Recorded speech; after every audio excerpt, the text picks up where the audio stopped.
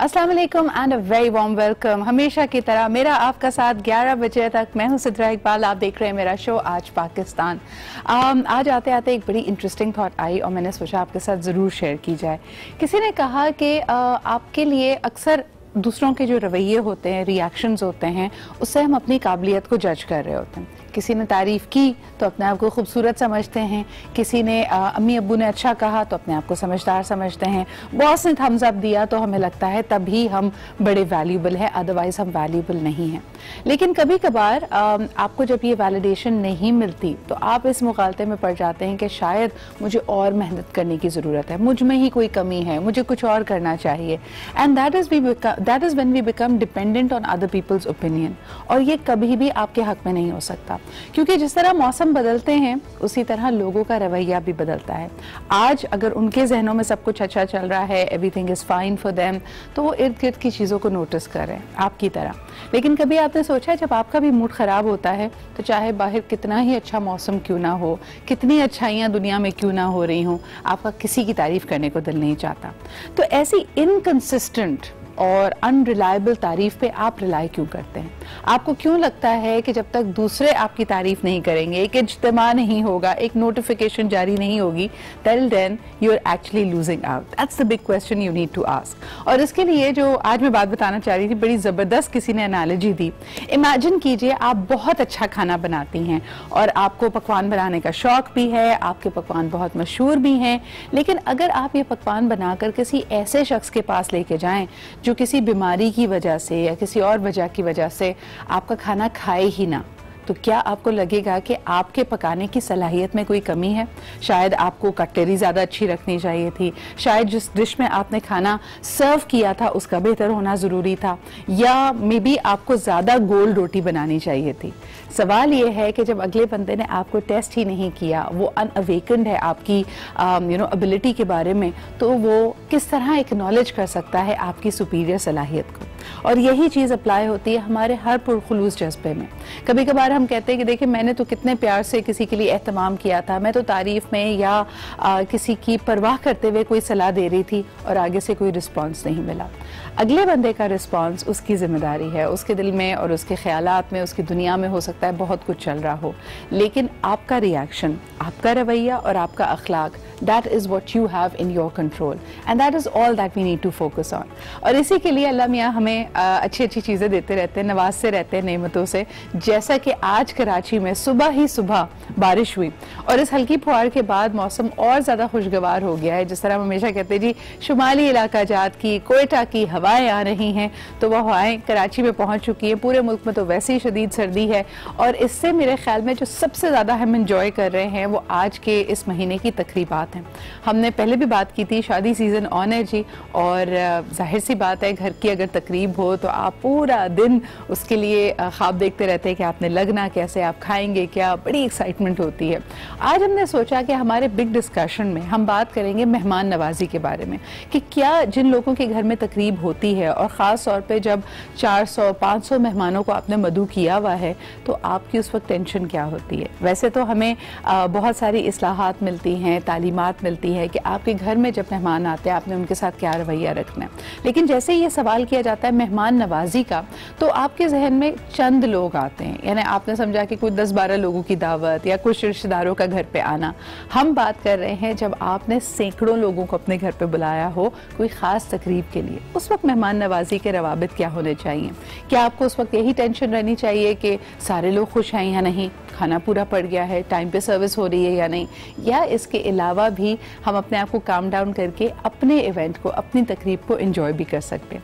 आज इस बारे में बात करेंगे जी 10 बजे, लेकिन अभी आपको दिखाते हैं कुछ होनहार स्टूडेंट्स की कहानी। मैंने आपको पहले भी बताया था कि आई वाज इन इस्लामाबाद, और इस्लामाबाद में हमने देखा हाई अचीवर्स के लिए एक ख़ास सेरेमनी की गई। ये वो बच्चे हैं जिन्होंने एड एक्सेल में ना सिर्फ पाकिस्तान में, इस खत्ते में, बल्कि वर्ल्ड में कई सब्जेक्ट्स में टॉप किया है। And this is truly the future of Pakistan. मैं आपको बताऊं कि ना सिर्फ ये तकरीब इस्लामाबाद में हुई नॉर्दर्न इलाका जात के लिए, जिसमें एबटाबाद, आज़ाद जम्मू एंड कश्मीर, इसके अलावा the whole of Punjab, the whole of Peshawar, वहाँ से स्टूडेंट्स यहाँ पे पहुँचे। इसके अलावा कराची में होने वाली तकरीब में भी हमने देखा कि होनहार स्टूडेंट्स को, इन तलबा को एक्नॉलेज किया गया, सेलिब्रेट किया गया। मैं इस पर्टिकुलर तकरीब से और इस इदारे के साथ, क्योंकि ब्रिटिश काउंसिल और एडेक्सेल यानी पियर्सन की तकरीब थी, इससे ये मेरा तीसरा रवा साल था कि I was a part of this initiative, और मुझे लगता है कि ये बहुत अच्छी लेगेसी है to actually acknowledge the students जो इतनी मेहनत करते हैं, और ना सिर्फ स्टूडेंट्स, यहाँ पे टीचर्स को, उनके इंस्टीट्यूशंस को और पेरेंट्स को भी एक्नॉलेज किया गया। तो आइए सबसे पहले इस्लामाबाद और कराची में होने वाली इन तकरीबात की एक रिपोर्ट आपको दिखाते हैं। Ladies and gentlemen, our champions this evening, let's once again give them a big round of applause. Stand up for the champions, for the champions, stand up. The true story of any society, the true story of any country lies with the young people who are idealistic and who pursue their dreams. And of course the winning combination with the parents, with the institutions and the teachers who make their dreams a reality. Karachi और इस्लामाबाद के निजी hotel में Pearson और British council Pakistan की जानिब से तकरीब का इनेकाद। तकरीब में पाकिस्तानी तुलबा की प्राइमरी, GCSE और A लेवल के इम्तिहानात बराए 2019 में बेहतरीन तालीमी कारकर्दगी पर इनामात दिए गए। तकरीब में Derrick Richardson, vice president quality services and governance Pearson Education limited, Pramila Pollard, regional director Asia, Faisal Mahmood, country manager Pakistan, तुलबा, असातिज़ा, वालिदैन और दीगर मेहमानों ने बड़ी तादाद में शिरकत की। डेरिक रिचर्डसन ने कहा कि पियर्सन पाकिस्तान में तालीम के फरोग के लिए अपना भरपूर किरदार अदा करेगा। I think it's fantastic to be here today celebrating the success of all these students that have achieved so well on our international GCSEs and our primary and lower secondary curriculum. The students have done a fantastic job and have got really great qualifications that have benchmarked to the best in the world. Faisal Mahmood ने बताया कि असातिज़ा अपनी भरपूर मेहनत से बच्चों को तालीम फराहम करने के लिए अहम किरदार अदा कर रहे हैं। Pakistani students have excelled at the international examination, and every year we find many students who are placed among the top students in the world, scoring highest mark in the country, in the provincial and in different qualifications from primary, lower secondary, IGCSE and A levels. Pramila Pollard ने पाकिस्तान में जारी तालीमी और vocational तरबियत को Asia में तालीमी फरोग के लिए अहम समझा। Pakistan is a priority market for Pearson, and that's why we will be investing a lot more in terms of more human resources. We'll be moving into a brand new office in Lahore, and then next year we'll be moving into a new office in Islamabad, and it shows the commitment of Pearson to Pakistan. British overseas school के principal Andrew William ने बताया कि बच्चों को तालीम के साथ साथ मुख्तलिफ एक्टिविटीज भी फराहम की जाती हैं। You really need a well-rounded life. So we emphasize sport, drama, art, music, and what us grown-ups, we talk about a work-life balance, and we really need the same thing for our students as well. सन technical education के chairman doctor Masroor ने कहा कि इस तरह के event से बच्चों की सलाहियतों में मजीद इजाफा होता है। ये हमारे जो शाइनिंग स्टार यहाँ पर आज जमा हुए हैं बच्चे सारे, ये हमारा फ्यूचर है और मुस्तकबिल है हमारा इस पाकिस्तान का भी, और दुनिया में यकीनन ये अच्छे नाम पैदा करेंगे पाकिस्तान का। For the champions, for the champions. So once again congratulations, बहुत बहुत मुबारकबाद मेरी और मेरी पूरी टीम यानी आज पाकिस्तान की टीम की तरफ से तमाम उन तलबा को, उनके वालिदैन को और उनके असातिज़ा को। और सबसे बढ़कर ये कि आपको एक थोड़ी सी करेक्शन करती चलूँ कि आमतौर पे हम समझते थे कि एडेक्सेल का जब आप एग्ज़ाम देते हैं तो ABC इन ग्रेड्स की बात की जाती थी। ए ग्रेड आता है जी तकरीबन जब आपके 70-80% मार्क्स होते हैं, A+ आता है जब अप टू 90% आपके मार्क्स हो जाते हैं। लेकिन क्या आपको पता है कि पाकिस्तानी स्टूडेंट्स इसके भी बियॉन्ड जाते हैं। इसकी वजह से the new grading system is A जो होता था उसको अब कहते हैं ग्रेड 7, A* जो होता था उसको कहते हैं अब ग्रेड 8, और जो ग्रेड 8 से भी ऊपर होता है यानी A* से भी ऊपर होता है वो होता है ग्रेड 9। और मुझे ये देख के बहुत हैरत हुई कि जब डिस्टिंक्शंस की बात कर रहे थे यहाँ पे बहुत सारे स्टूडेंट्स जिनको एक्नॉलेज किया गया वो ऐसे थे जिन्होंने 1 नहीं 2 नहीं दर्जनों ग्रेड 9s लिए थे। तो आई think this is truly a tremendous achievement तमाम ही स्टूडेंट्स की, और हम इनकी ब्रिलियंस पे इनको मुबारकबाद देते हैं। एक छोटे से ब्रेक की तरफ बढ़ते हैं, वापस आएंगे, डॉक्टर मुलाकात करेंगे कि बच्चों की जो न्यूट्रिशन है वो भी कितनी इंपॉर्टेंट होती है सारे सफ़र में। हमारे साथ रहिए और देखते रहिए आज पाकिस्तान।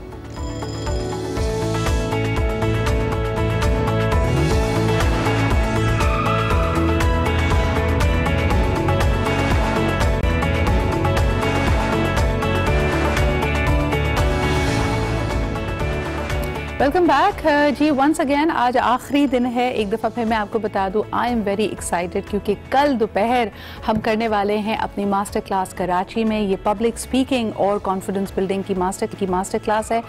मैंने आपको बताया था, thank you very much, last 10 seats थी जब कल हमने अनाउंस किया, and before even I was done with the show all 10 seats were taken. लेकिन मेरे पास कुछ ईमेल्स आई, लोगों ने कहा कि जी हमें भी आना है, तो आप प्लीज़ ट्राई कर लीजिए। What we can do is registrations are formally close, लेकिन इसके हैंड आउट्स और चीज़ें हम ज़रूर देंगे। अगर अभी भी आप इसके लिए साइन अप करना चाहते हैं, you want to try your luck, that's happening.pk, my team will be looking into that. लेकिन this is going to happen tomorrow in Karachi 2 बजे से लेके 5 बजे तक रूट्स मिलेनियम स्कूल में, विच इज़ इन क्लिफ्टन। और इंशाल्लाह ताला very excited to be sharing the information I have, the knowledge that I have, क्योंकि इसमें बड़ी ज़बरदस्त हम लोग टेक्निक्स प्रोसेसेस करते हैं, and of course the participants will also be getting a certificate. लेकिन अब जरा आगे चलते हैं प्रोग्राम, ये भी बताएं कि आज की टॉप स्टोरीज क्या हैं। Let's find out what is आज इन फोकस। जी, अगर वाकई देखा जाए तो PSL पाकिस्तान का एक ज़बरदस्त ब्रांड के तौर पे सामने आया है, और अब क्योंकि PSL 5 की तैयारियां ज़ोरों शोर पर हैं, और इस दफ़ा मेरे ख्याल में एक्साइटमेंट इसलिए भी है कि बहुत सारे मैचेस आप कराची में, लाहौर में, यानी पाकिस्तान में देखेंगे। That's something that we have been working together. और मेरे ख्याल में PSL उस वक्त बनाया गया जब लोग सोच भी नहीं सकते थे कि इंटरनेशनल क्रिकेट में इतनी शानदार वापसी होगी पाकिस्तान की, और पाकिस्तान अपना इस तरह की एक सुपर लीग बना पाएगा। लेकिन वी आर रियली एक्साइटेड, और आज देखना ये है कि ये टीम्स कौन कौन होंगी। इन खिलाड़ियों की अपनी एक पुल है जो कि क्रिकेट के शायकीनों को, ख़ास तौर पे जो पाकिस्तान में हैं, वो इन खेल के मैदानों तक, इन स्टेडियम्स तक लेके आएगी। दूसरी तरफ जी, शहबाज शरीफ साहब की ये जो उनकी मिल्कियत का, उनके असासों का मामला है, इंटरेस्टिंग है, क्योंकि आप देखें कि उनकी अपनी जो असासे हैं, शहजाद अकबर साहब की प्रेस रिलीज़ के मुताबिक वो तकरीबन 70 गुना बड़े हैं, और उनके बेटे के जो असासे हैं वो 18,000 गुना बड़े हैं। अब अगर माशी इस्तेहकाम का ये हाल था कि बिजनेसेस इतने ज़बरदस्त परफॉर्म कर रहे थे, तो फिर वही बात आती है कि डिस्ट्रीब्यूशन ऑफ वेल्थ, ऐसी कामयाबी, ऐसी तरक्की सिर्फ चंद हलकों तक क्यों मुहित है। यानी CM साहब शायद इसमें फोकस में आ रहे हैं, लेकिन सवाल आजकल यही है, ये जो आपने स्टूडेंट्स फेडरेशन को पूरे मुल्क में मार्च करते हुए देखा, यह बात सिर्फ करप्शन की नहीं की जा रही, बात वेल्थ गैप की जा रही है। यानी मुल्क के असासे, मुल्क की मईशत, मुल्क की जो दौलत है, वो चंद लोगों के हाथों में क्यों है। एंड बतौर CM मेरे ख्याल में ये सवाल उनसे ज़रूर होना चाहिए। 18,000 गुना मुनाफे और असासे बढ़ जाना। आप और मैं एक गाड़ी में अगर सफ़र कर रहे हैं पिछले साल से, तो उसको अपग्रेड करने में हमें मुश्किल हो रही है कि ज़रा से चंद पैसे मिला लें और ज़्यादा बेहतर गाड़ी ले लें, और यहाँ असासे हैं कि पर लगा कर बढ़ते चले जा रहे हैं। खैर जी, इस पर बात की जाएगी, लेकिन दूसरी तरफ थोड़े हेल्थ बातें, मैंने आपसे कहा था आज भी हमारे साथ होंगी डॉक्टर अरीज। अस्सलाम वालेकुम and good morning, thank you very much for joining us. आप मैं हमेशा न्यूट्रिशन की बात करते हैं, लेकिन आप हमारा जूस भी नहीं पीती, हमारे यहाँ बिस्किट भी नहीं खाती, इसकी क्या वजह है? ये सवाल आया था मेरे पास। अच्छा, इसकी वजह ये कि मैं अर्ली उठती हूँ और अर्ली ब्रेकफास्ट करके आती हूँ। आप कहती मैं अच्छा खा के आ जाती हूँ, ये बिस्किट आप अपने पास रखे हैं सिद्रा। थोड़ा सा वो हेल्दी, और ब्रेकफास्ट अर्ली करना चाहिए। I think it's very healthy. The thing I really wanted to bring up with all these bakery items, जिसमें बिस्किट्स शामिल हैं, पेस्ट्रीज शामिल हैं, और जो अमूमन बच्चों को बहुत पसंद होती हैं। आज हमारा टॉपिक भी यही है, हम बात करना चाहेंगे चाइल्ड ओबेसिटी के बारे में। यानी बच्चे वैसे तो यानी डबल हमारे पास सिनेरियो है ना, कुछ लोग कुछ भी नहीं खाते बच्चे, और जो खा रहे हैं वो इतना हाई कैलोरी है कि आहिस्ता आहिस्ता जिस बच्चे को आप 1 साल पहले ये कह रहे होते बड़ा कमज़ोर लगता है, अचानक से वो ओबेसिटी की तरफ चला जाता है, और ये बड़ा हमेशा रैपिडली होता है रीच। इसकी क्या वजह है? यानी the same child you were saying कि यार ये तो अंडरवेट है, और उसको फिर ओबेसिटी। वही बात है, बैड ईटिंग हैबिट्स है, बड़ों में हो या बचपन में हो, वो हमेशा उसका बैड इफेक्ट आता है। आपको पता है कि हमारे कराची में चाइल्डहुड ओबेसिटी अब तो वर्ल्ड वाइड बहुत ज़्यादा हो गई है। देखिए एवरी 13 to 14 चाइल्ड अगर 100 में से देखें तो उसको है, और पाकिस्तान में भी अराउंड 15% जो है ना ये जा रहा है, एंड कराची सबसे ज़्यादा इसमें लीडिंग जो है ना सिटी में। और उसकी वजह आप देखो कि हमारा लाइफस्टाइल ऐसा हो गया, हमारे यहाँ बहुत ज़्यादा छोटे छोटे कैफ़ेज़ बन गए हैं, बच्चों को बहुत आदत होगी होम डिलीवरी डिलीवरीज की, प्रिजर्वेटिव्स वाले फूड्स बहुत ज़्यादा है, सॉल्ट जिसमें बहुत ज़्यादा हो वो भी पता है, हम लोग लास्ट भी एक दफ़ा डिस्कस कर रहे थे, फूड इन्हेंसर्स जो डाले जाते हैं, टेस्ट इन्हेंसर्स। आप इस बात को मेरे ख्याल में बहुत ज़्यादा सही स्ट्रेस करती हैं डॉक्टर अरीज कि आप मार्केट में जितने फ्रोज़न फूड आइटम्स आपको मिलते हैं, जितना पैकेज फूड आपको मिलता है, चाहे उसमें चिप्स शामिल हो, बाकी चीज़ें हो, उसमें प्रिजर्वेटिव्स डलते हैं और प्रिजर्वेटिव्स की वजह से इन चीज़ों का अगर आप ओरिजिनल टेस्ट देखें तो वो बहुत ही बदजायका होता है। इन्हीं को इन्हांस करने के लिए उसमें चीनी या फिर नमक की यानी शुगर्स एंड सॉल्ट्स की क्वांटिटीज़ को बढ़ाया जाता है उनके टेस्ट को इन्हांस करने के लिए और eventually that's causing a havoc for our health. बिल्कुल, देखिए ना आप एक चीज़ नेचुरल से हटके हम लोग एक फ्रेश जूस निकालते हैं, वो आधे घंटे में कड़वा हो जाता है, ठीक है, और ये जो टेट्रा पैक वाले जितने भी बॉक्स चीज़ें आती हैं वो कितनी देर उनकी शेल्फ लाइफ कितनी ज़्यादा होती है, लेकिन मान से ईयर्स पे चली जाती है। तो समथिंग हैज़ बीन एडेड जो उसको करती है, रोकती है उसकी एक्सपायरी को। मुझे ये बताएं डॉक्टर अरीज के, एक तो बच्चे की ओबेसिटी कैसे नापी जाए? कई लोग बिल्ट की बात करते हैं कि भाई बच्चे का तो हड्डियों का भी वजन है, फिर उसके बाद अगर आप उसको स्ट्रिक्ट डाइट कराएंगे तो उसकी और डेवलपमेंट यानी उसकी न्यूट्रिशनल नीड पूरी नहीं हो रही। तो पहला सवाल तो मेरा ये है कि बज़ाहिर हम बस देखें और हमें लगे कि oh my God now this is beyond the thing, तब तो बच्चा ओबीस हो चुका है। ओबेसिटी की तरफ जो सफ़र होता है वहाँ पे घंटी जो अलार्म है वो कब बजना चाहिए? देखिए मैं अगर बच्चा एक्टिव है और बहुत ज़्यादा नहीं खा रहा तो दैट मीन्स कि आपका बच्चा हेल्दी है, ठीक है। अगर माएँ जो पीछे पीछे फिरती है कि खाना नहीं खाता पर वो एक्टिव है, उसके स्कूल में परफॉर्म सही कर रहा है, मैं ये नहीं कह रही कि एक्स्ट्रॉर्डनरी हो, ये एवरेज बेस पे जैसे स्टूडेंट्स होते हैं वैसे है, तो that means he is a healthy child. अगर आपका बच्चा वीक है, लेथार्जिक है, तो दैट मीन्स, और जिसमें वेट ज़्यादा होता है या बहुत अंडर वेट हो, तब दोनों कंडीशंस में बच्चा जो होता है ना वो लेथार्जिक हो जाता है या वो एक्टिव नहीं रहता, बैठ के जैसे गैजेट्स खेलते रहते हैं बच्चे। अच्छा, फिर एक विजिबल चेंज तो नज़र आना शुरू हो जाता है बच्चों में फौरन से। अच्छा, ये माएँ बड़ी कहती है तो बेबी फैट है, चला जाएगा। बेबी फैट नहीं, बेबी फैट ही बाद में जो है वो एडल्ट फैट बन जाएगा और वो फिर जाएगा नहीं। और अच्छा, तो उसमें और फिर ईटिंग हैबिट्स बच्चों की, अगर वो नाश्ता प्रॉपर कर रहे हैं, घर का होम कुक खाना खा रहे हैं तो कंट्रोल रहता है। अगर आप बहुत जंक फूड है, बहुत ज़्यादा बाहर से पिज़्ज़ा, बर्गर, चिप्स, ये चीज़ें खाने की, फ्राइड आइटम्स खाने का शौक है, तो अल्टीमेटली बच्चा जो है वो ओबीस हो जाएगा। शुरुआत जो मैं देखती हूँ अरीज आमतौर पे इस बात से होती है कि कुछ खा तो रहा है, वही वाली बात कि बच्चा पहले कुछ खा नहीं रहा होता, अगर वो किसी उल्टी सीधी चीज़ की या फिर जंक फूड की फरमाइश करता है तो माँ इसी में खुश हो जाती है, चलो खा तो रहा है। अब आप ये नहीं देख रहे कि घर का खाना, जो आप न्यूट्रिशनल फूड की बात कर रहे हैं, there comes a time when the child starts thinking कि ये बोरिंग खाना है, मुझे ये नहीं खाना। तो आप क्या कहेंगे बच्चों की ट्रेनिंग करते वक्त या उनमें अच्छी पॉजिटिव ईटिंग हैबिट्स डालते वक्त ये बोरिंग के एलिमेंट को कैसे निकाला जाए? सख्ती की जाए कि नहीं जी जो घर में सब्जी वगैरह बनी है तो वही खानी है, ऑप्शन ही कोई नहीं है, या फिर कभी कभी आप उनको एक इंसेंटिव के तौर पे जंक फूड खिलाएं? हाँ बिल्कुल, देखें जंक फूड जब बाहर ईटिंग आउट जो है ना, जैसे हम लोग भी जब छोटे थे तो वो एक वीकेंड पे चलो हो गया थी, दैट बिल्कुल वही था। अब तो यहाँ पे कि डेली का हो गया, घर का खाना जो है ना वो कभी कभी होता है। तो बचपन से आदत, आई थिंक जब आप क्योंकि आप जब बच्चों को वीन कराते हैं ना, तो हम लोग क्या करते हैं, वही बात है कि हम उसमें भी सीरियल्स ढूंढते हैं जो पहले से पैक्ड मिल जाए हमें।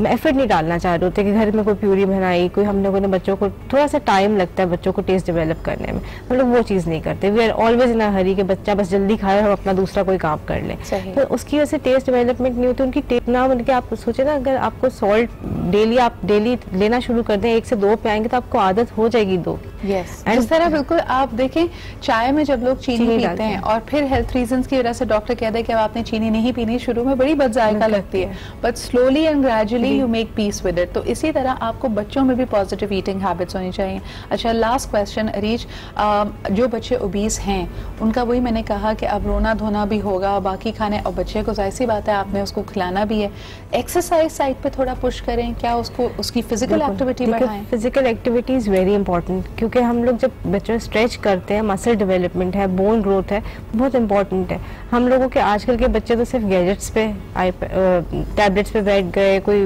मोबाइल पे बैठ गया, मतलब ये चीजें बहुत ज्यादा हो गई हैं। There is no physical activity. Two way stream. Thank you so much doctor Areej for being here. वक्त का मुकाबला सख्त, लेकिन बच्चे का सिर्फ फूड इनटेक ही नहीं, उसकी फिजिकल एक्टिविटी और उसको बर्न करना इज ऑल्सो इक्वली इम्पोर्टेंट। इसी के साथ हम बढ़ते हैं एक ब्रेक की तरफ, वापस आएंगे, आपकी मुलाकात कराएंगे कुछ और होनहार ब्रिलियंट पाकिस्तानी से इन द सेगमेंट मिलो पाकिस्तान से। तब तक मेरे साथ रहिए, देखते रहिए आज पाकिस्तान।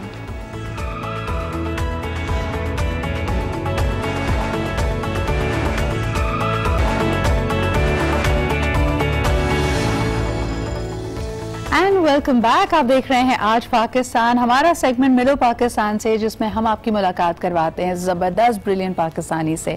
आज भी हम बात कर रहे हैं कुछ चैंपियंस की। आपने प्रोग्राम की शुरुआत में देखा होगा, last year we used to have a lot of Scrabble champions coming up, और मुझे बहुत खुशी है आपको ये शेयर करते हुए, आपको ये बताते हुए कि आज भी हमने जो अपनी रेनिंग पोजीशन है उसको बरकरार रखा हुआ है। The students take a lot of interest in Scrabble and Pakistan अल्हम्दुलिल्लाह has been winning titles all over.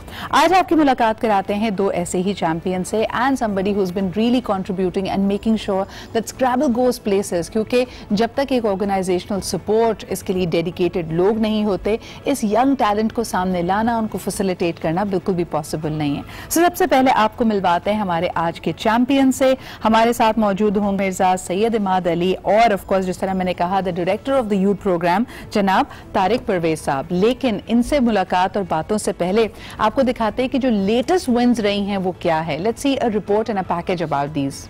जी, आप देख सकते हैं इतनी ठंडी ठंडी जगह पे जाके ज़बरदस्त चैंपियनशिप की तैयारी भी हुई थी। ठंड में आप देख सकते हैं कि सारी हुडीज़ कडल्ड अप, लेकिन खुशी की बात यह है, गर्मजोशी की बात यह है कि माशाल्लाह टाइटल्स अपने नाम करके ये लोग वापस आए। इनकी थोड़ी सी डिटेल्स मैं आपसे शेयर करती हूँ। ताहा का मैंने आपको बताया था, ही वॉन द अंडर 18 का एज ग्रुप का title at the junior world Scrabble championship. And of course Syed Imad Ali, इनके बारे में बताएं, he is the reigning junior world Scrabble champion, the only player in the history to win 2 major youth titles and the youngest player ever to reach the quarter-final of the World Scrabble Championships. तो माशाल्लाह, the pride, Taha and Imad are with us. Tariq साहब बहुत-बहुत मुबारक हो। The association, the students have been performing brilliantly. मुझे ये बताएं कि हमने जो ये consistent wins देखी हैं, इसके अंदर इस youth program का जिसको आप लीड कर रहे हैं, क्या कंट्रीब्यूशन रहा है? How do you train the students? ये ऑलरेडी रॉ टैलेंट था या आपको लगा कि इसके लिए बहुत मेहनत करनी पड़ी इस पॉइंट तक आने के लिए? देखिए, रॉ टैलेंट इज एवरीवेयर, वो तो हर जगह पे है। ये प्रोग्राम मैंने स्टार्ट किया था 2010 में। आई कंसीव दिस आइडिया, और उसमें यही था कि सीनियर लेवल पे हमारी परफॉर्मेंस वर्ल्ड के साथ इतनी अच्छी नहीं चल रही थी और हम इतना कम्पीट नहीं कर पा रहे थे। देन आई थॉट कि let's start from the beginning, बिल्कुल ग्रास रूट लेवल से स्टार्ट करते हैं, हम एक ही लेवल पे होंगे सारे। वहाँ से हमने कम उम्र के बच्चे 8, 9, 10 साल के बच्चों को ट्रेन करना शुरू किया। ग्रेजुअली वो बढ़ते बढ़ते फिर कंपेटिटिव हो गए, अब उन्होंने जीतना शुरू कर दिया है। तो मुझे बताएं, धाक बैठी हुई है अब तो माशाल्लाह, क्योंकि हम कंसिस्टेंटली विन कर रहे हैं। जब हमारे खिलाड़ी मैदान में उतरते हैं तो other competitors scared now? Absolutely, इतनी धाक है इसलिए। लेकिन 2017 से लेकर अब तक दुनिया में जितने भी मेजर इवेंट हुए हैं यूथ के, वो तमाम के तमाम पाकिस्तान ने जीते हैं। ज़बरदस्त। और इस तरह जीते हैं कि जो लास्ट जो चैंपियनशिप थी पिछले साल वाली, उसकी 6 की 6 कैटेगरी जीती थी। इस बार 6 में से 5 जीती हैं, और 5 इस वजह से जीती हैं कि एक कैटेगरी के हमारे प्लेयर जा नहीं सके, तो उनका वीजा टाइम पे नहीं लगा, तो उनका वीजा रिफ्यूज हो गया था। तो वो नहीं जा सके, तो कैटेगरी वो अनकंटेस्टेड गई है। स्टेप्स होते हैं, हम यही देख रहे थे कि आपकी तैयारी से लेके यहाँ पे तैयारी से लेके फिर जाहिर सी बात है the sponsorships and making sure that the visas are in place. मुझे लगता है कि कईयों ने तो सिर्फ इन चैंपियनशिप की वजह से, इमाद होता है शायद उसकी वजह से पासपोर्ट्स बनाए थे। इससे पहले ट्रैवल कर रहे थे तुम लोग इंटरनेशनली? नहीं किया था। तो मुझे बताओ, जब पहली दफ़ा एक इंटरनेशनल कॉम्पिटिशन में पार्टिसिपेट किया, यहाँ पे प्रैक्टिस कर रहे हो, यहाँ तो एक फ्रेटर्निटी है, सबको जानते हैं, वहाँ पे what were the experiences like? यहाँ पे काफ़ी अच्छा एक्सपीरियंस है, क्योंकि obviously you get to know more people, you get to know new people, और क्योंकि वो डिफरेंट कल्चर होता है उनका। Did you feel nervous? Did you feel more confident? Yeah, nervous तो बहुत है, क्योंकि ऑब्वियसली एक नेशनल लेवल पे होता है, एक पे इंटरनेशनल लेवल पे, क्योंकि आप एग्जैक्टली आप बता ही सकते हो कितना अच्छा खेलते हैं, तो you always have to be at your best, तो आप बिल्कुल भी थोड़ा लेट डाउन नहीं कर सकते अपने। ट्रू। इमाद, आपके लिए तो you know what did you feel? पहली दफ़ा लोग कहते हैं कि विन करना आसान होता है, but then you have that pressure to maintain your position and your ranking. Did you feel that this time? Pressure तो होता ही है कि आप रिटेन करें टाइटल, लेकिन मुझे इतना नहीं था, मुझे पता था कि मैं मेहनत करिए और इसके इंशाल्लाह मैं कामयाब होऊंगा।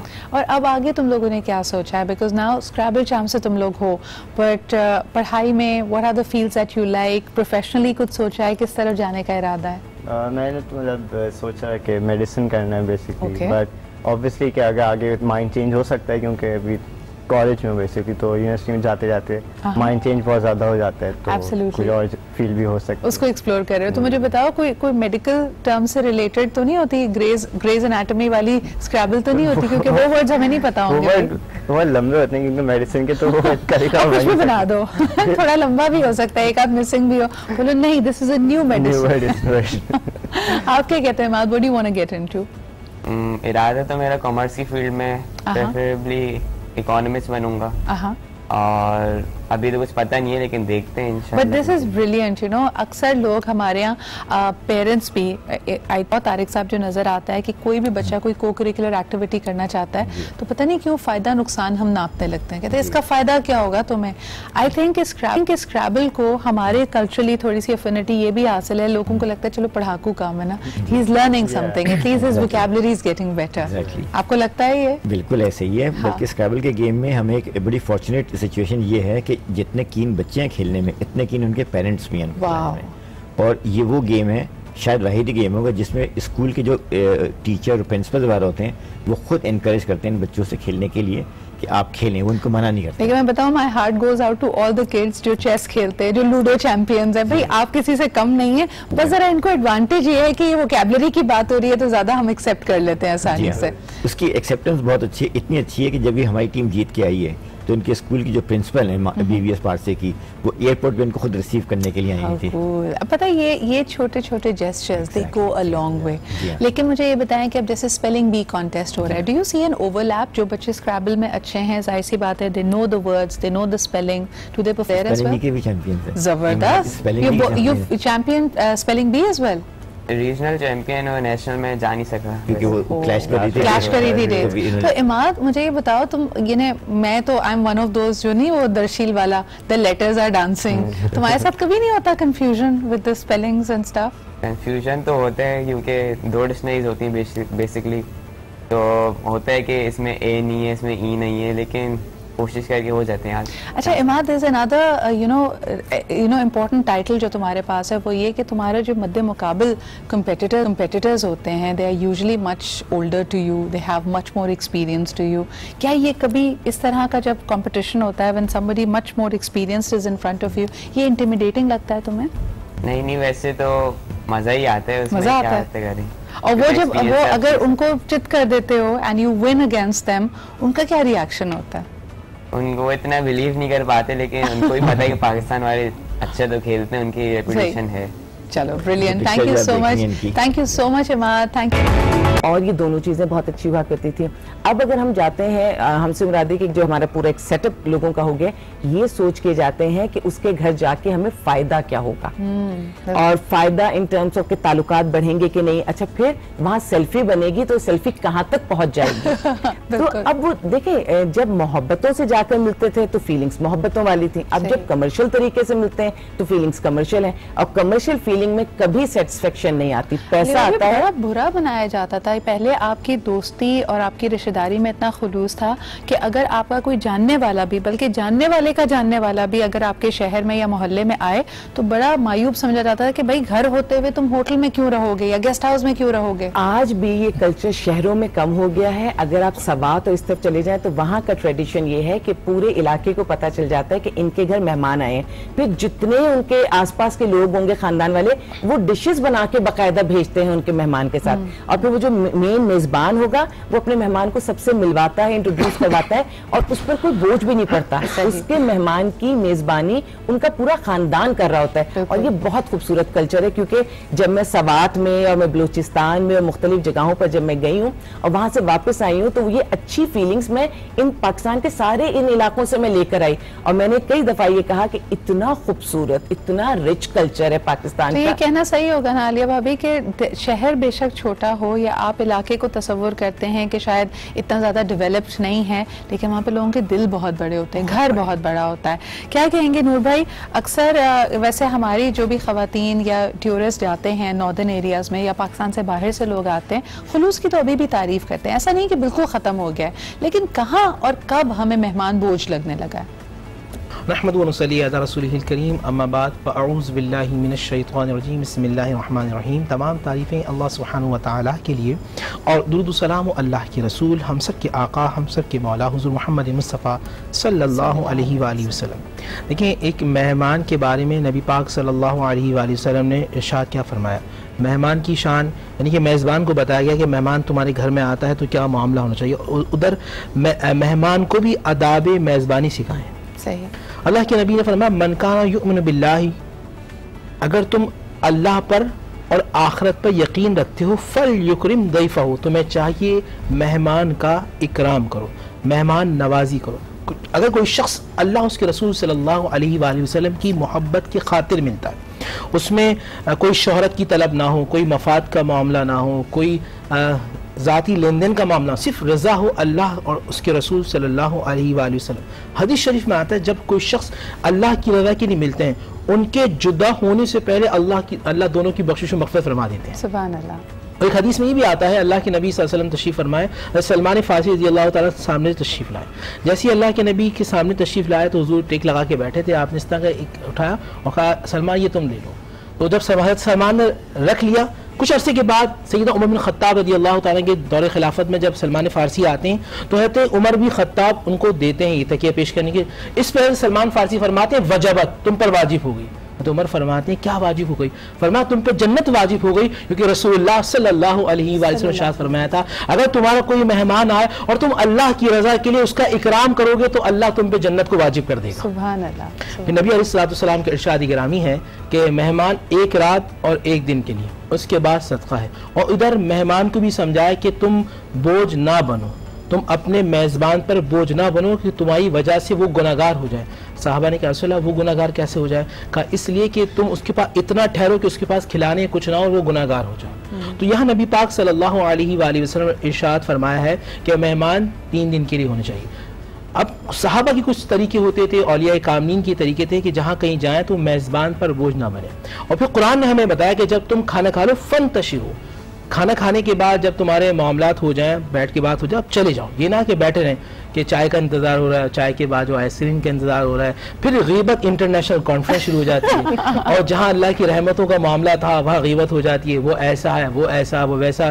फिर फेसबुक का मामला शुरू हो जाता है, फिर स्टेटस लगते हैं, फिर आपकी तस्वीरें लगना शुरू हो जाती हैं, उस पर गीबत के फिर कमेंट शुरू हो जाते हैं। और फिर आज हम इतने जहन के छोटे हो चुके हैं कि हम किसी बड़े के साथ अपनी तस्वीर खिंचवा के लगवा के समझते हैं कि शायद हमने शौहरत मामला। अच्छा, ये देखें कि जो वहाँ पे गुफ्तगू हो रही है, जो एक्सचेंज ऑफ थॉट्स है, वो कहीं पीछे रह जाता है। सिर्फ और सिर्फ हमें वो एक इमेज चाहिए होता है कि हम किसी के साथ में खड़े हुए।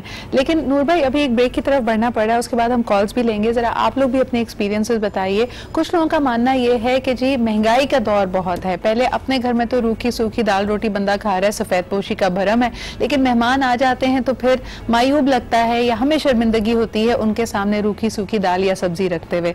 तो हमारे घर की पूरी बजटिंग, पूरी इकोनॉमिक्स हिल जाती है। इस बात का कैसे हल निकाला जाए? और दूसरा ये कि जरा उन मेहमानों की भी बात की जाए जो अपने आप को मेहमान ही नहीं समझते। मिसाल के तौर पे वो नंद या वो भावज या वो बहन जो मुल्क से बाहर या दूसरे शहर में रहती है, वो तो अपना घर समझ कर आती है, तो उस पर भी क्या ये फराइज और ये आदाब लागू होते हैं या नहीं? इस पर बात करेंगे एक छोटे से ब्रेक के बाद।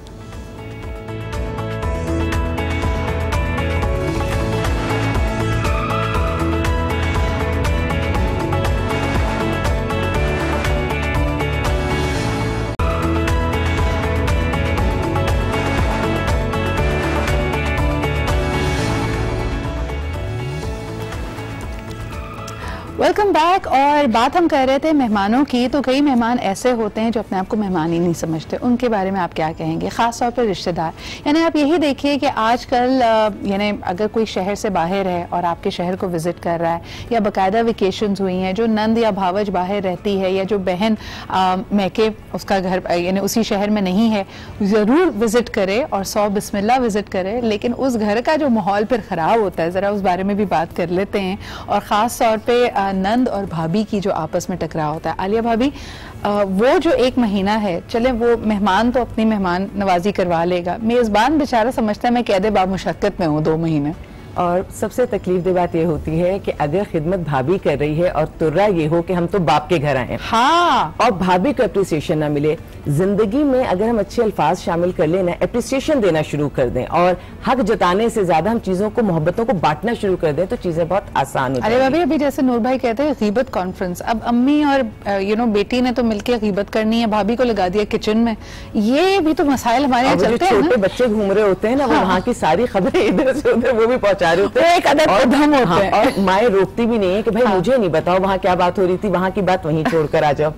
और एक चीज जो बाहर मुल्कों में मैंने बहुत देखी है कि वहां पर अगर कोई पार्टी या कुछ होता है ना, तो सारी खवातीन खड़े होके, जिसके घर में दावत होती है, बर्तन धुलवाने में, बर्तनों को जगह पे रखने में वो काम करती हैं। हाँ। क्योंकि वो सब इस दुख को जानती हैं कि सारा काम समेटना कितना मुश्किल है। लेकिन आलिया भाभी, एक चीज से मैं बड़ी परेशान हुई थी। मैं अमेरिका गई, वहां पे लोगों ने खूब खाते तवाज़ो की, लेकिन हमारे यहाँ जो कल्चर है ना, हम अपनी बेहतरीन कटलरी और डिशेज और सर्विंग डिशेज निकालते हैं, वहां पे हर चीज ही वो पेपर प्लेट आ गई थी। उन्होंने कहा ना बर्तन होंगे ना धोने की खप होगी, इसी में खाओ, सब चीजें डिस्पोजेबल। हम जहाँ थे वहां तो डिश वॉशर था, तो सारी चीजें उसमें लग के, लेकिन सब मदद कर रहे थे। एक और बहुत इंपॉर्टेंट पॉइंट है कि चले ये तो खिदमत और इससे हो गया, बच्चों के पढ़ने का, सोने का, एग्जाम्स का भी कुछ एक टाइम पीरियड होता है। तो वो जो मेहमान अपने बच्चों को अपने घर में पढ़ा लेते हैं, लेट सपोज किसी के बच्चे दोपहर को पढ़ते हैं, अब उन्होंने पढ़ा लिया और उन्हें पता है जिसके घर जा रहे हैं एग्जाम्स हैं वो रात को पढ़ेंगे, आप वहां जाकर महफिल जमाते हैं, उनके बच्चों का फ्यूचर खराब हो रहा होता है, उससे भी बहुत ज्यादा लोग इरिटेट हो रहे होते हैं।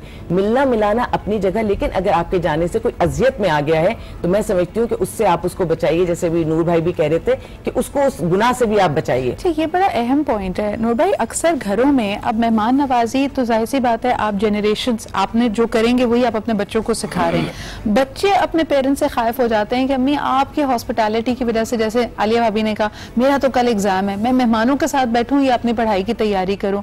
और हमारे घर में पर्सनली ये लड़ाई बड़ी होती थी, तो अम्मी कहती थी बेटा डिग्री किसी ने नहीं देखनी, तुम्हारा इखलाक सबने देखना है। क्या सलाह देंगे बच्चों को भी और पेरेंट्स को भी? देखिए, सबसे पहले तो मैं मेहमानों को दूंगा कि जो कहीं आप कहीं जाते हैं, अल्लाह के नबी सल्लल्लाहु अलैहि वसल्लम इशा के बाद इस तरह जाने को नापसंद फरमाया करते, और हमारे मशाइख का ये तरीका रहा था, जब कहीं जाते थे मुलाकात के लिए, या तो सुबह के वक्त होता था या असर और मगरिब का दरमियानी वक्त होता था। जब मशाइख जाते थे, दुआ करते थे, बैठते थे और बातचीत होती थी, उसमें हौसला अफजाई होती थी, पॉजिटिव बातें होती थी। आज अगर हम कहीं जाते हैं, मनकीला वकाला, आपने क्या कहा और उसने क्या कहा। जब अल्लाह के नेक बंदे बैठते हैं या जो अच्छे लोग होते हैं, तो वो मुस्बत बातें करते हैं, इंसान की तामीर बनाने की बातें करते हैं। अगर इस तरह की बातें होंगी तो बच्चे को बैठने का फायदा होगा।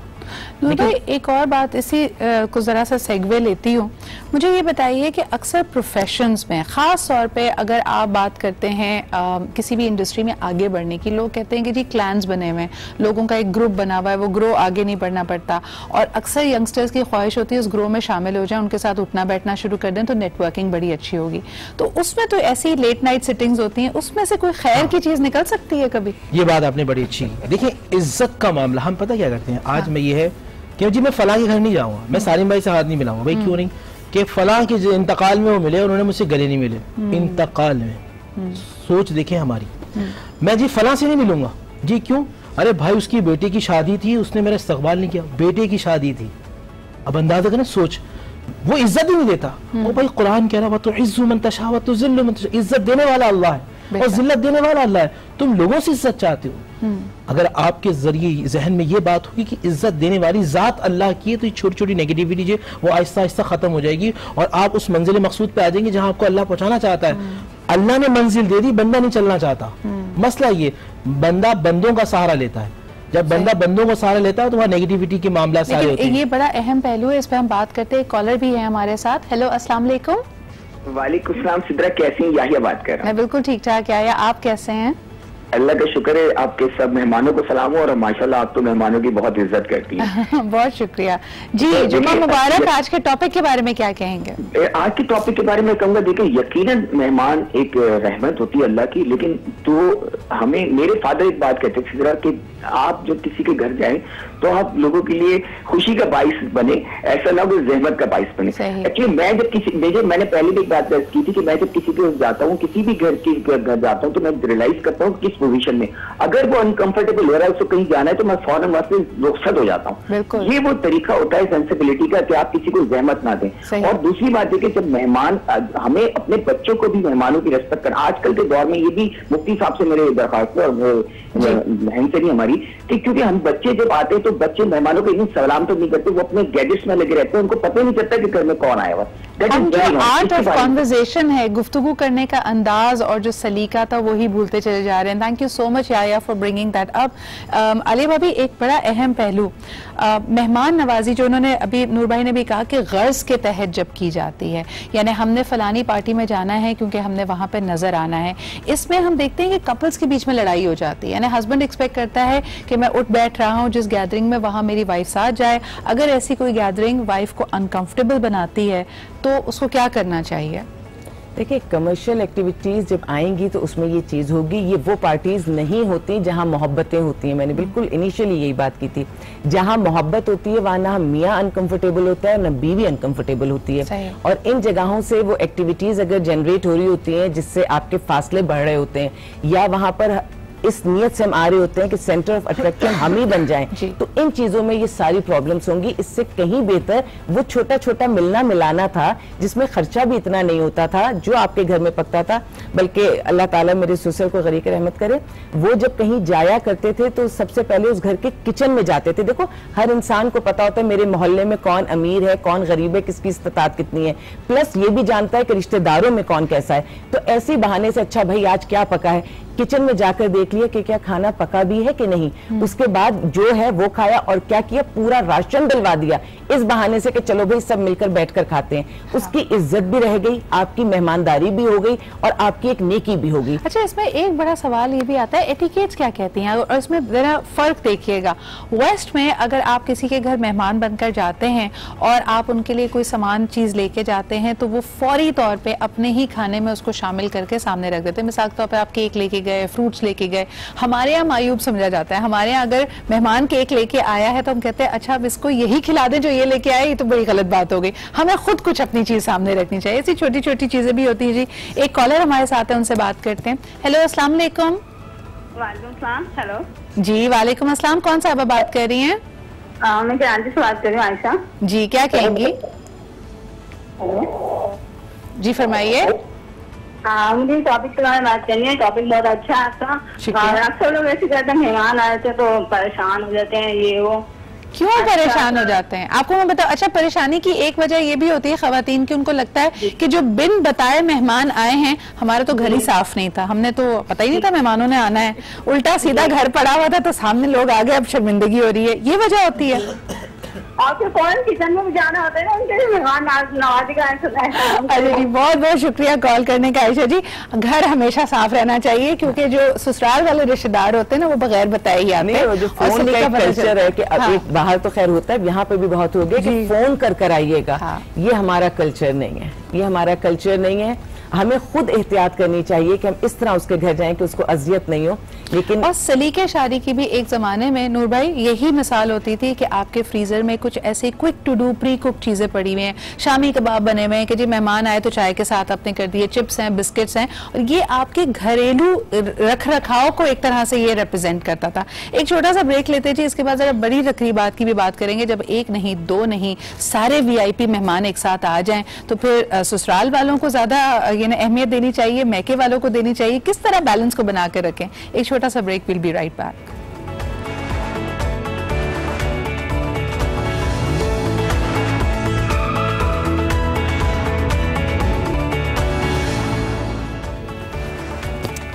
And welcome back. आप देख रहे हैं आज पाकिस्तान। बात हो रही है मेहमानों की। तो जी ऐसी ऐसी तकरीबें भी होती हैं हमारे यहाँ जिसमें 500-1000 गेस्ट मौजूद हैं। अब हर एक से आप पर्सनली नहीं मिल पाते। वो जो नूर भाई यहाँ पे बात कर रहे थे, फिर कुछ ऐसे भी होंगे जो बुरा मान जाएंगे, भाई हमारी टेबल पे आके नहीं पूछा कि हमने खाया या नहीं, या जब एंटर हो रहे थे तो हमें नहीं गले लगाया, हमसे मुसाफा नहीं किया।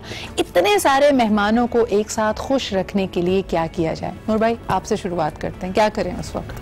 देखिए, दुआ करें। देखिए, हमें चाहिए कि हम हर एक को इज्जत दें, क्योंकि नबी पाक सल्लल्लाहु अलैहि वसल्लम ने हदीस बयान की, फल युकरम दैफो, कि आप अपने मेहमानों का इकराम करें। देखिए, मेहमानों को भी ये समझ जाइए इकराम का लेवल क्या है। कि आपके पास ही बैठ जाएं, पूरी महफिल को छोड़ दें। हमारे लोग ये चाहते हैं कि मैं सबसे ज़्यादा नुमाया नज़र आऊँ, मैं जब जाऊँ ना तो मैं नज़र आऊँ। अना को फना है, अना को फना है, ये जहन में रखिएगा, बाकी सिर्फ अल्लाह की ज़ात। अगर आपकी ये जहन में ये बात हो कि मैं अल्लाह की रज़ा के लिए जा रहा हूँ, तो आपके जाने का मामला ये होगा कि जब आप वापस लौट रहे होंगे, जितने कदम चल के होंगे, अल्लाह आपको इतनी नेकियां अता फरमाएगा, और आप उस मेज़बान से जुदा होने से पहले अल्लाह आपकी बख्शिश व मग़फ़िरत फरमा देगा। आप जितना लोगों के साथ बैठ के खाना खाएंगे, हदीस में आता है जितना खाने पे हाथ लगते हैं अल्लाह उस खाने में बरकत डाल देता है। अब ये एक सोच होनी चाहिए, सब अल्लाह उसके रसूल सल्लल्लाहु अलैहि वसल्लम की रज़ा। किसी ने मुझे डिफेंस में बुलाया तो मैं पैदल जाना चाहिए, कदम ज्यादा होंगे ना, गाड़ी में ना जाऊं। हाँ, ये बड़ा अच्छा सवाल है। लेकिन जो हदीस में आता है ना, उसके आपके जो जाने का मुसाफत, मैं समझ गई आपकी बात। अब मिसाल के तौर पे यहाँ अमेरिका जाना है तो मैं अमेरिका पैदल जाऊँ, वहाँ से वापस पैदल आऊँ, नहीं, इसका मतलब ये मुसाफत। अल्लाह ताला नेकियां अता फरमाता है। आपने पेन दिया है वहाँ जाने के लिए, वहम गुमा आपके फहम पर होगा मामला, आपकी नियत पर होगा। आज हमारी नियतों में फतूर बहुत है। आज हम नियत किसी से मिलते हैं तो लालच के लिए मिलते हैं, गर्ज के लिए मिलते हैं, अच्छी जॉब हो जाएगी, अच्छी नौकरी हो जाएगी, बिजनेस अच्छा बढ़ जाएगा, ये चीजें हमारे जहन में। अच्छा, एक चीज और डाल दूं कि जो बेटियों की माएँ होती हैं वो इन जगहों पर बेटियों को या खुद इसलिए जा रही होती हैं कि बड़ा सा बड़ा रिश्ता, यानी अमीर से अमीर रिश्ता हमें मिल जाएगा, और वहाँ वो देख लेंगे। हालांकि जो बेटी उस वक्त वहाँ तैयार होकर गई होती है उस पार्टी में, उसके पास कोई चीज उसकी अपनी नहीं होती, ना बाल, ना आंख, ना रंग। लेकिन आपने बच्चों का जिक्र किया, आलिया भाभी, मैं कल अपनी बहन को जरा तंग कर रही थी। मैंने कहा अनम, एक स्टेज होता था कि अगर तुम बच्चों को डांटती थी ना, तो उसके बाद एक तो होती है कि बच्चे डांट से जो भी शरारत कर रहे, जिस चीज को छेड़े तो रुक जाते थे, लेकिन अगर उन्होंने कुछ खराब कर दिया तो माँ फिर आगे बढ़ के उसको सही भी करती थी। ये तो उसको मैं लाइट हार्टेड तरीके से गई थी। लेकिन कल मैं एक शादी की तकरीब में मौजूद थी और वाकई हम, ऐसा लगता है हम फारिगुल बाल हो जाते हैं, बच्चों को ऐसे छोड़ देते कि उन्होंने वहां पे जो करना है करें। मेहमान की, यानी जो मेजबान है बेचारा, उसका पूरा जो सेटअप है, उसका डेकोर है, बच्चे उसको खराब कर रहे होते हैं, घूम फिर रहे होते हैं, और पेरेंट्स उनको रोक भी नहीं रहे होते। अली भाभी, ये क्यों होने लगा है हमारे? अच्छा, वहां से थक कर आएंगे तो घर आकर सो जाएंगे, हमें टेंशन नहीं होगी।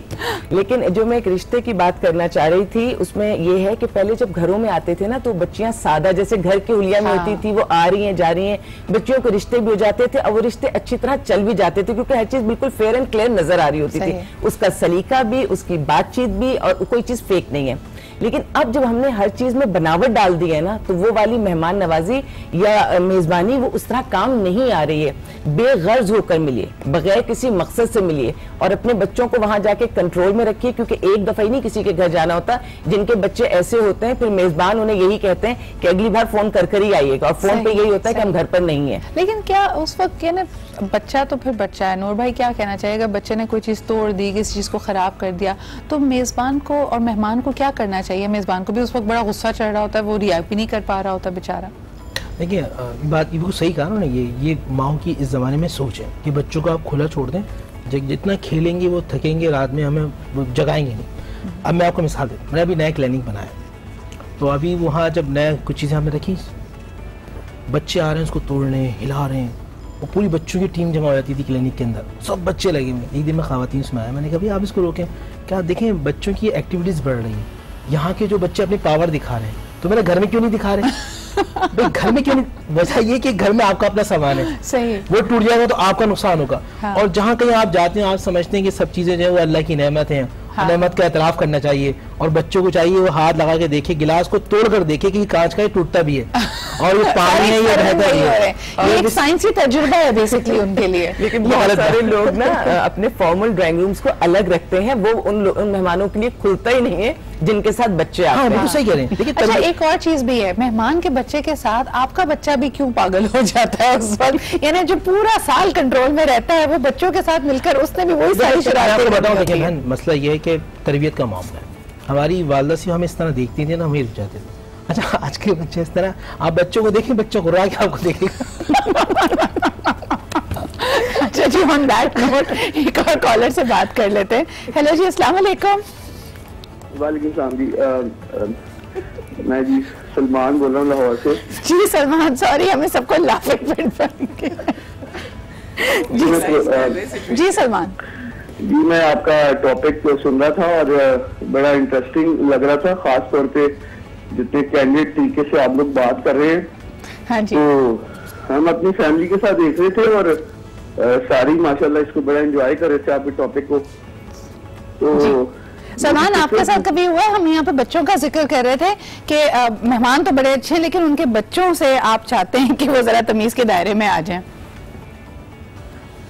हाँ, मैं तो वैसे पर्सनली तो नहीं होता। हाँ जी। मैं तो बच्चों के साथ मेरी थोड़ी सी, मेरा ख्याल है थोड़ा यूनिक किस्म का मेरा पर्सनल मामला है। हाँ। टाइम कम मिलता है बच्चों के साथ, लेकिन आपने इतना फ्रैंक किया ही नहीं है कि आपके रूम तक उसकी 10 तरह से। बहुत बहुत शुक्रिया सलमान कॉल करने का। आलिया भाभी, जो गुर्राता वो जो होता है ना गेम्स, जो ऐसा बच्चा आ जाए वो किसी तरह कंट्रोल में नहीं हो, तो फिर आप उसको किसी गेम में लगा सकते हैं। आप स्क्रीन के सामने बिठा दीजिए और फिर आपके घर में सुकून हो जाएगा। अच्छा, एक चीज और भी है, बहुत से कार्टून्स की बात की, बहुत सारे कार्टून्स इससे होते हैं जहाँ बच्चों को एग्रेसिव करना सिखाया जा रहा होता है। हाँ। बच्चे कार्ड से टॉम एंड जेरी है, उसमें दिखाया छेड़छाड़। टॉम एंड जेरी, बिल्ली चूहे को छेड़ रही है, चूहा बिल्ली को छेड़ रहा है। बच्चे के दिमाग में चल रहा है कि मुझे भी जाके किसी को छेड़ना है। हाँ। और जब मैंने छेड़ लिया तो मैंने अपना टारगेट अचीव कर लिया। इस तरह की कार्टून्स वालिदैन को चाहिए ना दिखाएं जो बच्चे की शख्सियत को खराब करते हैं। अब उनको वो दिखाएं कि जिससे वो बच्चे पॉजिटिव हो जाए, तहम्मुल आ जाए, बर्दाश्त आ जाए, सब आ जाए। नहीं, और खास तौर पे जब आप बच्चों को बाहर, जैसे मिसाल के तौर पे होटल्स में लेके जाते हैं, रेस्टोरेंट्स में लेके जाते हैं, ये भी उनकी तरबियत का हिस्सा होता है। उनको बताया जाता है कि आपने इस तरह के सोशल एनवायरनमेंट में लोगों की मौजूदगी में कैसे एक्ट और बिहेव करना है। बच्चे होने का लाइसेंस ये बहुत थोड़े दिन तक चलता है, फिर ये बदतमीजी में शुमार होने लगता है और आप पे उंगली उठती है कि आपने बच्चे की कैसी तरबियत की है। लेकिन जी, बहुत ही इंटरेस्टिंग टॉपिक था, इसके बहुत सारे पहलू निकलते हैं। इंशाल्लाह इसको दोबारा भी कभी रेस करेंगे और बात करेंगे इससे जुड़ी हुई और मुख्तलिफ बारीकियों को। लेकिन आज हमने बहुत इंजॉय किया। Thank you so much Alia भाभी, नूर भाई, बहुत शुक्रिया आपकी भी रहनुमाई का। आपके इस पे कोई कमेंट्स हो तो हमें जरूर भेजिएगा, but I think this is the perfect note to end the show, क्योंकि वीकेंड पे आई एम श्योर आपने भी या तो मेहमान नवाजी या फिर मेजबानी के फराइज अदा करने होंगे। सो आई होप कि हमारे आज की डिस्कशन से आपने कुछ सीखा होगा। इसी के साथ मुझे इजाजत दीजिए, आपसे मुलाकात होगी मंडे को। अपना ख्याल रखें, खुदा हाफिज।